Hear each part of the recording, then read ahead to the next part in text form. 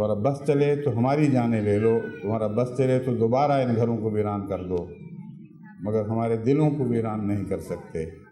ان میں جو ایمان بستا ہے وہ ہمیشہ زندہ رہے گا، اور اسی ایمان کی برتے تو ہم زندہ ہیں۔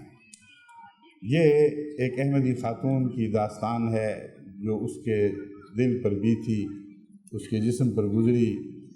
اس نے اپنے بچوں کو، دونوں جوان بیٹوں کو شہید ہوتے اس طرح دیکھا، اور اس طرح خدا تعالیٰ کے فضل سے اسی کی دی ہوئی توفیق سے صبر کی توفیق پائی۔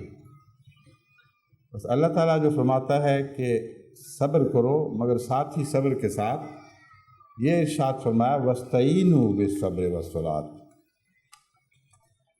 کہ صبر کی توفیق تمہیں نہیں مل سکتی جب تک اللہ سے مدد نہ مانگو۔ ان حالات میں صبر کرنا ناممکن دکھائی دیتا ہے۔ بس آئندہ بھی جب بھی خدا تعالیٰ جماعت کو آزمانا چاہے گا، ہماری دل کی آواز یہی ہوگی کہ راضی ہیں ہم اسی میں جس میں تیری رضا ہو، مگر راضی با رضا رہنے کے لیے بھی تو اللہ کی مدد کی ضرورت ہے۔ صبر اختیار کرنے کے لیے بھی اسی سے توفیق ملتی ہے۔ اس لیے ہر آئندہ وقت کے لیے ابھی سے امن کے زمانوں میں دعائیں کرنی چاہیے۔